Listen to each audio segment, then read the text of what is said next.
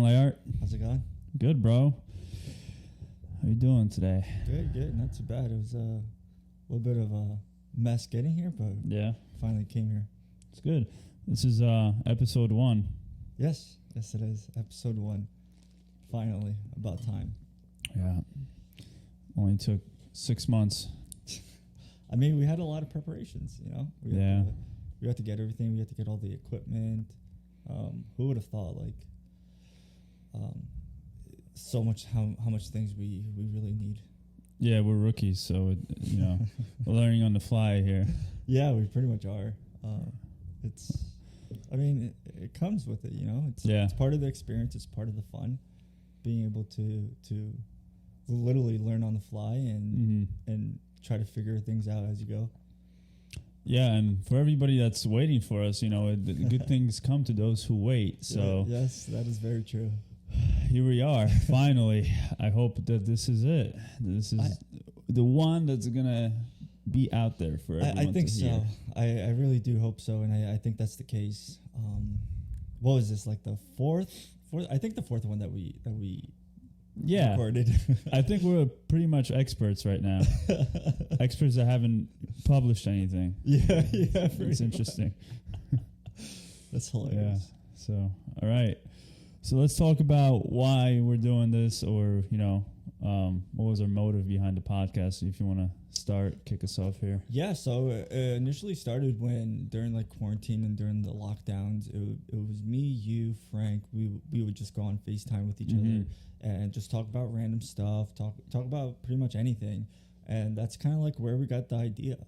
Of hey, why don't we do a podcast? Yeah, all these interesting conversations that we have, I guess we figured it would be cool to put them out there and then even listen to ourselves down the line and see maybe how our opinions have changed. Or it's kind of like a journal in a way, for us personally, you can see how your mind develops over time. And then for me, I think it's always been kind of like a passion of mine to do things like this, but I've never actually went through with anything like that. So just to go ahead and do it and stop talking about it and stop thinking about it was big. And I think for us, just putting ourselves out there, I think it will make us better, more well-rounded individuals in terms of how we speak, how we think, because we're going to discuss a variety of subjects that we'll have to hopefully keep an open mind to, and it's something that maybe we'll have a conversation, you and I, maybe there will be a guest and we might not agree on everything, but hopefully we're able to expand our horizons, and become more educated. So absolutely. I think with doing this, you also have to come prepared, and you also have to know what you're really going to be talking about, so this helps not only educate yourself, but then also hear other people's opinions, hear other people's thoughts and what they think about a certain subject. Yeah, the last thing we want is for people to call us out on being idiots, talking about something you have no idea what we're saying, but I mean, it might probably happen, but yeah, it'll happen for sure, but it's okay. It's a part of learning. Part of the learning, part of the process, Yeah. I mean, you had the biggest podcast out there, Joe Rogan. He says shit that's not always correct. Exactly. So I don't think it's actually always about being right or perfect. It's just about learning and expanding and growing and just having fun. It's like a pet project of ours. Yeah. It's really it. It gives us something to do. Has us in constant communication. Yeah. I think builds the relationship. No, it's funny you say that, because I think you might have mentioned this. We have a group chat with our friends, which is actually how we came up with the name. But I think you said that during the pandemic, we've all become closer. Yeah. Right. Mm-hmm. So it's interesting how this kind of lockdown has brought us together, and then we kind of came up with this idea of the podcast. It was through our group chat. Yeah. Right. Yeah. It was through our group chat where we literally just asked them, "Hey, what do you guys think?" And everyone came up with ideas, and we picked out which one we liked the best. Yeah, I think it was Paul. Yeah, it was Paul. Good shit, Paul. Thanks, bro. You'll get 1% of the royalties if we ever make any money. don't expect it though. Don't hold your breath. It's okay. He gets a shout out, so that's okay. Shout out, Paul. All right, biggest guy in Gold's Gym. Yeah, Totowa, New Jersey. No, but yeah, it ultimately started during quarantine. Like that's what really brought us all together. I think that played a huge role. We were always close, but I think because of the quarantine, we kind of like realized that we need to get closer, and our friends are the ones who we need to keep close with, and things like that, and try to see, and you realize who your true friends are. Yeah, no, it's crazy. Definitely, how as you get older, you kind of, it's like a phase in a way. You know, when you're in high school, you have all your friends all around you, and you don't really realize what it's like to not have contact with your friends. But then you get older, you get a job, you know, and you kind of lose connection, and then it's sometimes it's tough to maintain, but it's important to maintain those connections. Yeah. Because like you could rely on your friends for a lot of things. Someone to have your back, always be there for you, and just have that camaraderie with your friends. It's definitely not something to take for granted. I think it's big. So it's good. Shout out to the boys. Yeah, it is. Yeah. I'm gonna get emotional here, guys. We'll have them on eventually. Wow. Yeah. We'll have our boys on for all the fans out there. Individually. So. Individually. We got one friend. His name is Antonio. He's single. He's he's looking. If you guys are looking, his Instagram is what was it? Was his at Antonio _P? I think. Yeah. Follow him on Instagram. All right. So with that being said, talking about friends. Being social, talking, texting, staying connected brings us to our first topic of the podcast, which is social media. Yes. All right. So a few things about social media I guess we want to talk about is, the benefits. Obviously, there are benefits to social media, and then also the cons, so the negative aspects of social media, and then just compare it and just kind of talk about social media as in general. Is it something that is making the society better, or were we better off without social media? So let's just kind of talk about the benefits to start off. One off the top of my head I could think of is, it's a great tool to stay connected to family and friends. Mm-hmm. Absolutely. Right. And that's what it really started as. Yeah. It was just a way to be able to connect with your family and friends from all over the place. And then it evolved from there. Yeah. And we're both immigrants, so we have families overseas. I don't know about you, but I have, people from Poland always requesting me on Facebook and things like that. There's some of them like I don't even remember anymore. But I have a lot of family that, I have connected through on Facebook. So yeah, I think it's cool.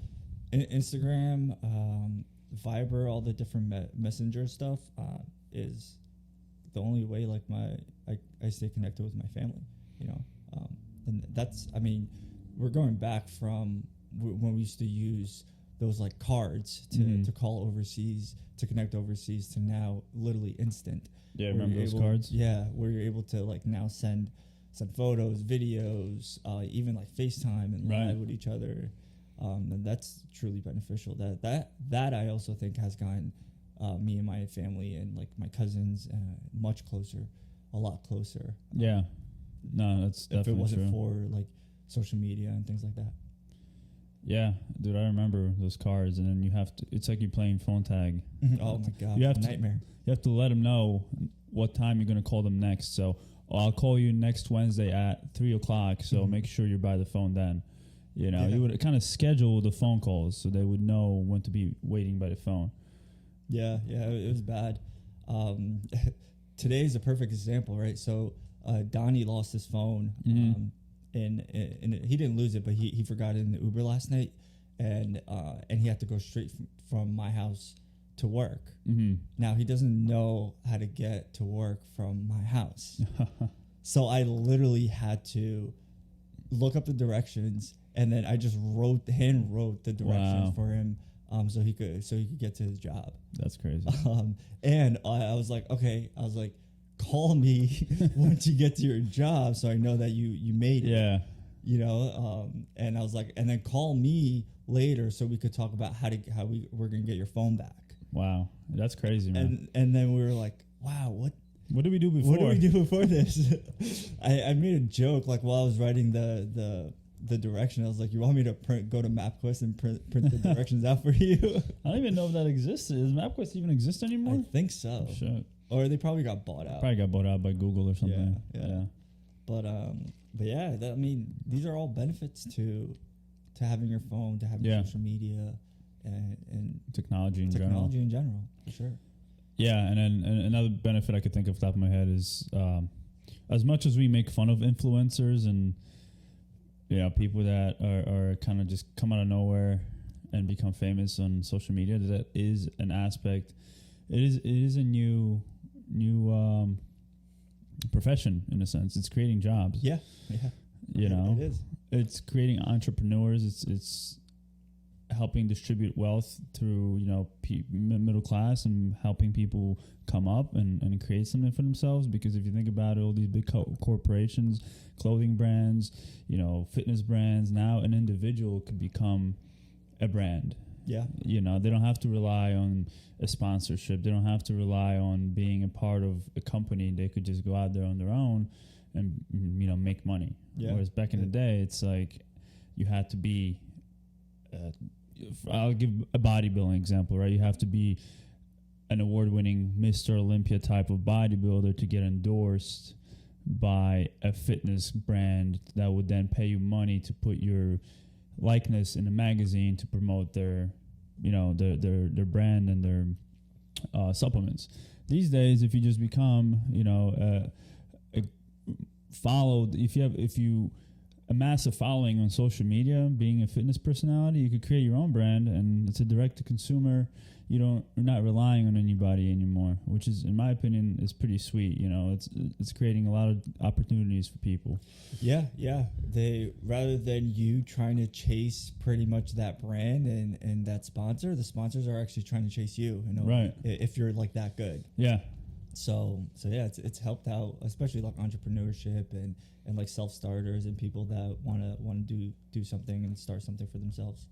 Yeah, no, it's definitely a great tool for people, creative people that, maybe didn't have a lot coming up, and they could just use this phone.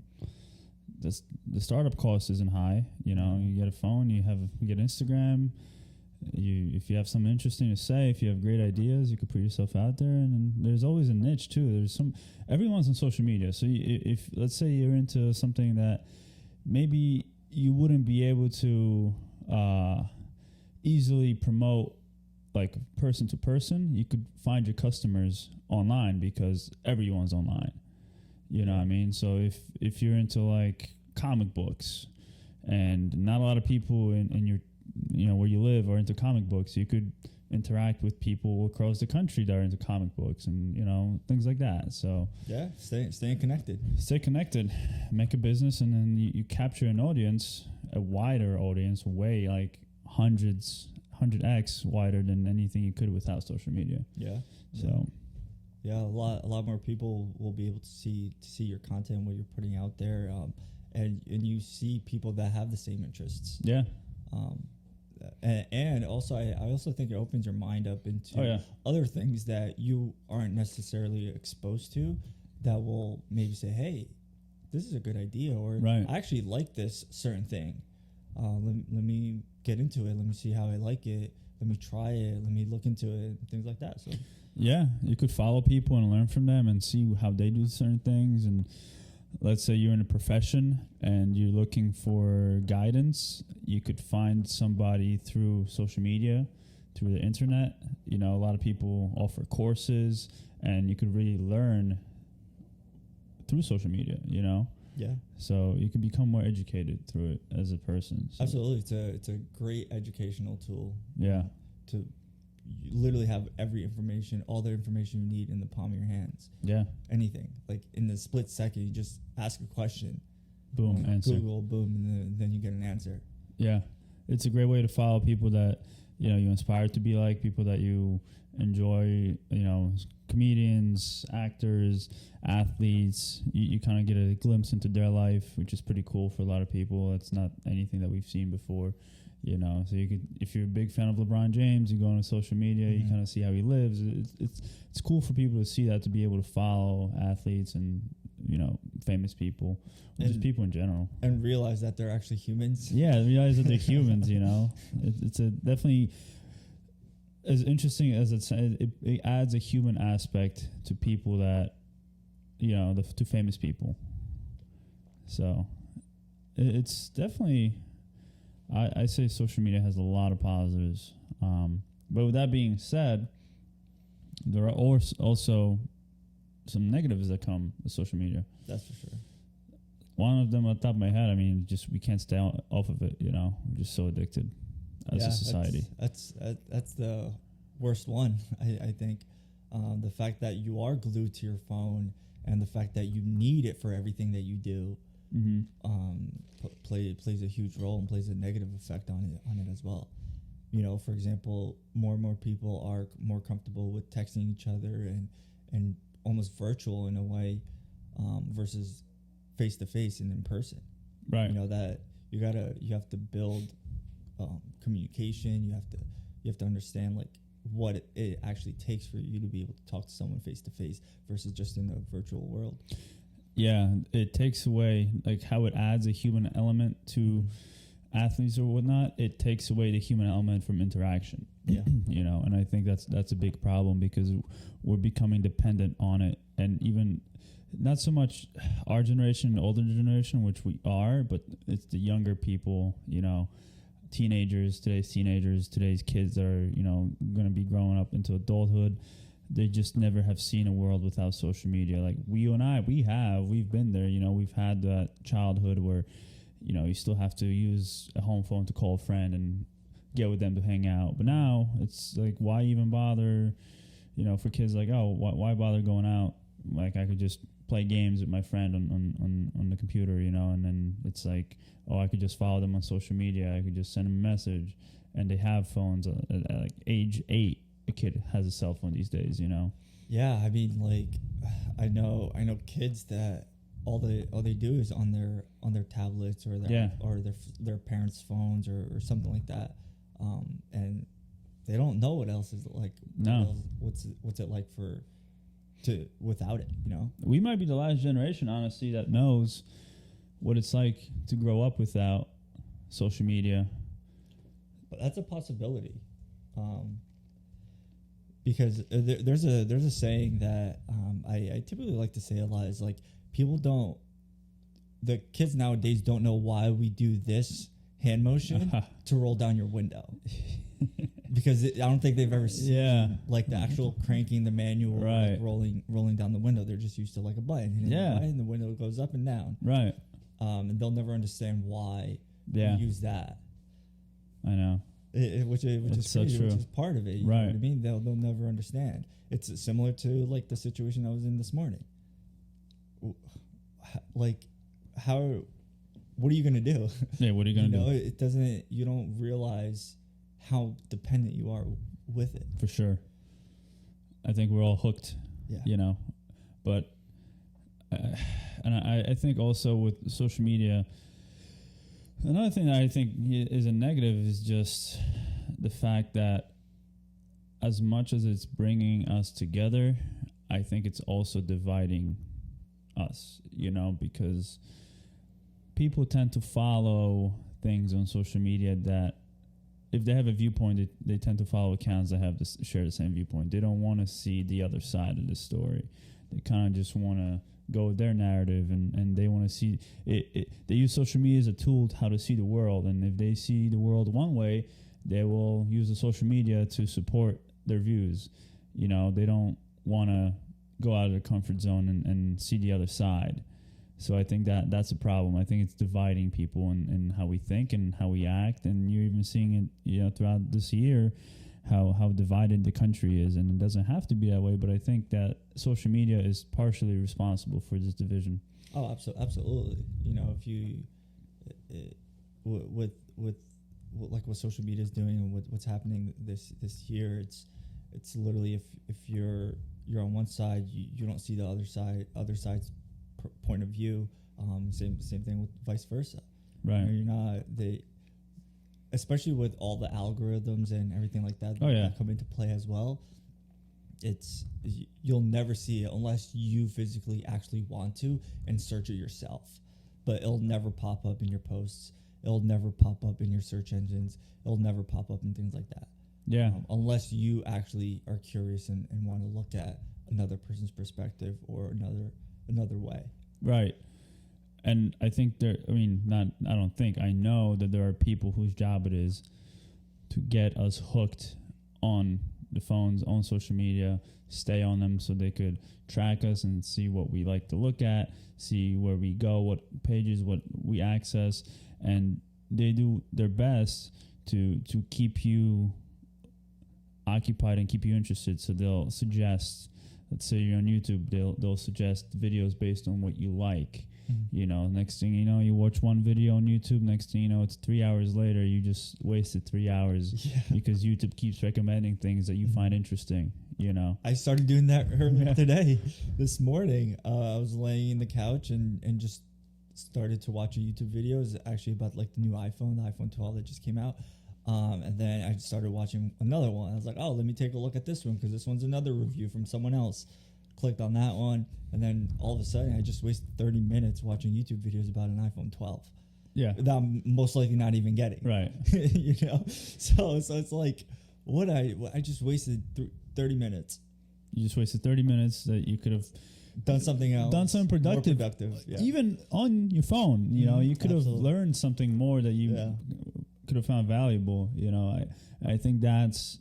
To me, that's a big problem. It's just like we're wasting time, things that really aren't contributing to to us as people.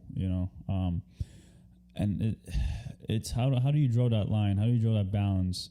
Where do you give yourself a cap? Like, okay, I'm only gonna use my phone for an hour and that's it. Mm-hmm. Do you tell yourself, hey, I'm only gonna go on certain accounts today or certain websites today? Like, how do you keep yourself in check? It's tough because it's literally an addiction, right? It's almost as using as other drugs, so it's difficult. You have to have a lot of willpower and a lot of like self-control to be able to do that. Otherwise you won't be able to. Especially if just more and more things that you're interested in pop up, you'll just constantly click on it. On average, I think it's about 3 hours a day. I have that. Average phone time is 3 hours 15 minutes. Yeah, that's insane. Yeah, 3 hours 15 minutes a day. That's average. Yeah. So there are people that are spending a lot more time because that 3 hours 15 is all the age groups. So you have, boomers and you have the younger generation, which the younger generation is probably on their phone like 5-6 hours a day. Yeah, absolutely. 100%. Yeah. That's how they live. That's how they live. Especially now with the lockdowns and quarantine and closings and nothing opening. Yeah. Like that, I mean, freaking school is online. Yeah, school is online. So you have like no choice but to do like virtual things and to use your phone and use social media and use all these different programs. Yeah, and it's definitely, taken away from the interaction. I'm just future generation. It's a little scary to think about having kids in, this world that we live in, the world that we're going to see. Because, throughout our life, we're 27, I'm 28. We've seen the technology advance so rapidly. We've seen no cell phones. So then we saw like the flip phone to the BlackBerry, and now you have an iPhone. Can't forget the Sidekick. The Sidekick. I never had one, so I always wanted one. But they're cool. The flipping motion, that was probably the best. I was always so jealous. People were flipping the Sidekick. The razors. I had a razor, but it wasn't as cool as the Sidekick. Yeah. Sidekicks were cool. Sidekicks were cool.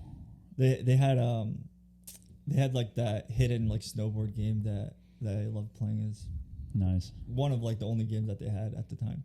Yeah, now you have 1,000,001 games you can play. But that's the thing, though. We've seen such an advancement in technology in the last 15. Really, it's been like 15 years. You know, just about, yeah.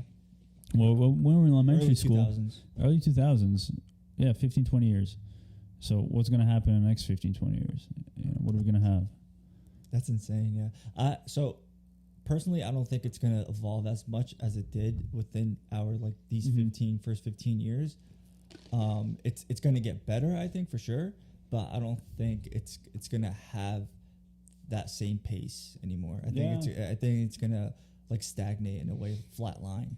I mean, it could, but I don't know, because it's like exponential growth in the industry, you know.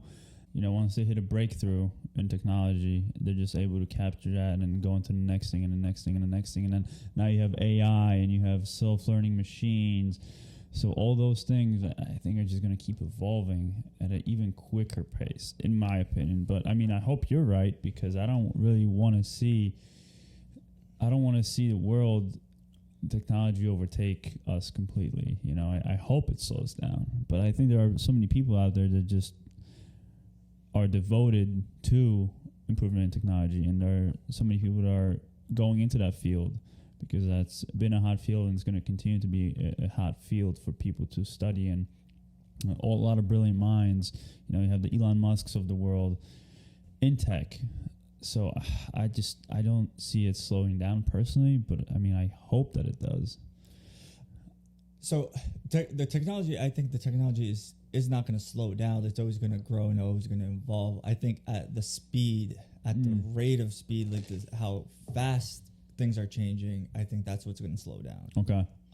I don't think it's going to, like, for example, like 4G into 5G, that's a small step. That's nothing huge. And I think it's just going to be like that. And when you compare it, for example, 15 years ago to an additional 15 years, so almost 50 years from now, when you compare in the beginning to what it is, what's going to be in another like 20 years, that's going to look a lot like crazy. It's going to look pretty intense, but when you think about it, it's very like small little increments, little changes that happen throughout the courses of the year. Yeah, I don't think 4G to 5G is a big deal on a individual user level, but it is for corporations. It is for big businesses, because like you and I, we're not big data users. The amount of data that we depend on for our phones is limited, but we have a big corporation that relies on mass transfers of data and files. That is a game changer for them, So I think in that aspect, it's a big deal. But yeah, on an individual level, you might be right. Maybe it won't be, the advancements might not be as drastic, but I guess we'll see. It's or it's gonna be like so seamless and so transitional that we're not even gonna notice it. That's true. Yeah. I mean, it feels like we're really not noticing change now. You have the iPhone 11X or iPhone 12 now, and you think back to iPhone 3, and it's still an iPhone. So you're not thinking in your mind like that much has changed. But really, when you compare the two, it's like not. You wouldn't even think it's the same phone, same brand of phones, whatever. Yeah, I mean, they're it's night and day. Yeah. When you compare, first of all, when you just compare, you don't even have to go back to like the 3. You could just go back like one generation or 2 generations. Right. They're literally night and day. Like my phone compared to your phone, camera quality is completely different. Yeah, that's true. There's a few different little things that are different from your phone to my phone, and it's a big difference actually. Yeah, it's a big difference that you don't notice until you look for it. Yeah. Because exactly. We're just so used to getting a new phone every year. But, I mean, all in all, in your opinion, do you think that social media and I guess the internet, well, not the internet, but social media, do you think it has more of a benefit or more of a negative to our daily lives or a person's daily life? It depends on the person. Society in general. It really depends. It can't be I don't think it's a societal thing. I think it's an individual thing.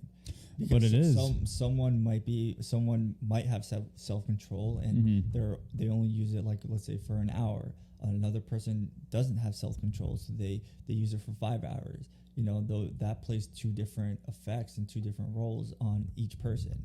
Yeah, but we just looked at the average. It's 3 hours and 15 minutes, so it goes to show most people don't have self-control. You're right. Right. But that some people could use that for benefits, right? So people, those people in that 3 hour average could be using it for their platform, right? Mm-hmm. So for them to be able to use advertisements to benefit their business, things like that. That's all in there as well. So in general, it's not just, you think we're better off with social media? I think so. Yeah, absolutely. Okay. So social media, it started for a positive thing. It started to connect people, and it does all of that. You just have to watch out for the negative side. I mean, that goes with everything, really. Yeah, no, that's true, and I agree. I would agree with you. It's just now, I guess, on the individuals to really have that self-control. Have that self-control and also be aware. Right. Because if you're like locked in your phone, you don't realize how much time you just wasted.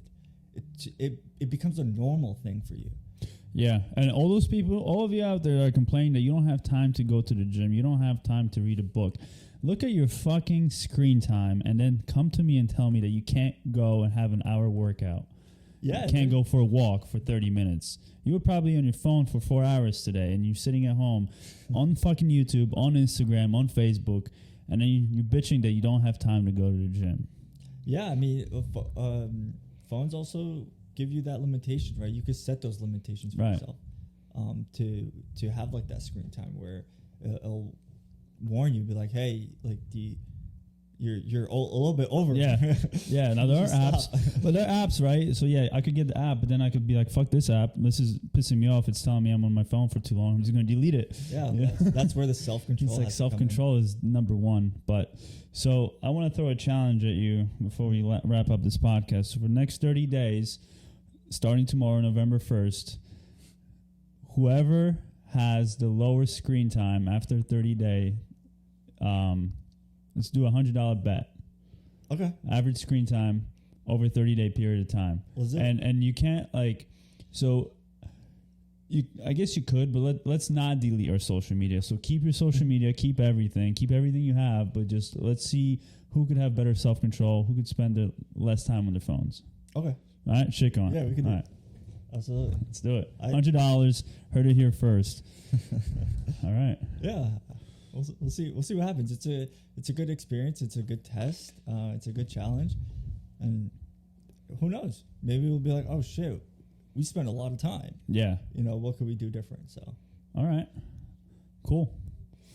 So with that being said, stay tuned for the results of the challenge. This was episode 1. Mm-hmm. Nothing to Talk About podcast. It was a great fucking first episode. Good talking to you, Layart. Like, man. Let's do it again.